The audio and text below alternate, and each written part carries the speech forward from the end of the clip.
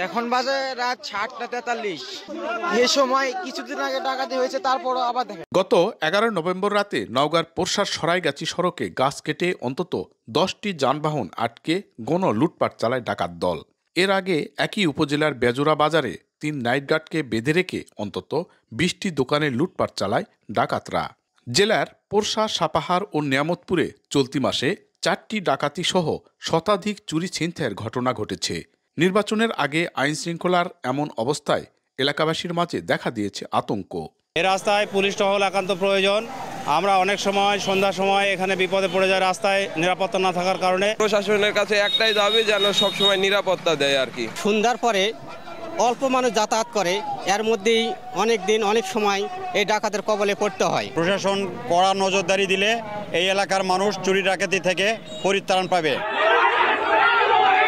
চুরি ডাকাতি বাড়ায় ক্ষুব্ধ হয়ে সড়ক অবরোধ করে বিক্ষোভ করেন ভুক্তভোগী ও স্থানীয় বাসিন্দারা।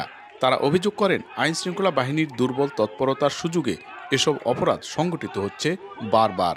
চুরি ডাকাতির এসব ঘটনা বিশ্লেষণ করে দোষীদের আইনের আওতায় আনার আশ্বাস পুলিশের। রাতের বেলা নিরঞ্জন রিমোটেলি হওয়ার কারণে ওরা দেখা যায় যে এই সুযোগটাকে কাজে লাগাচ্ছে।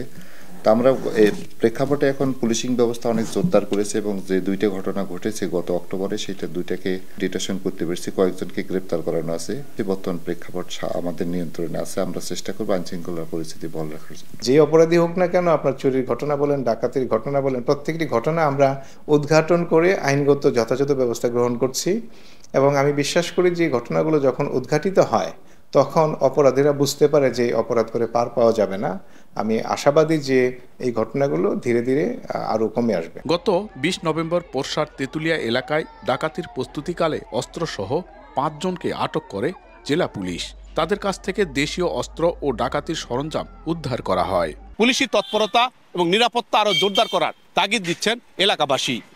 নওগাঁ সরাইগাছি এলাকা থেকে এম আর রকি, সময় সংবাদ।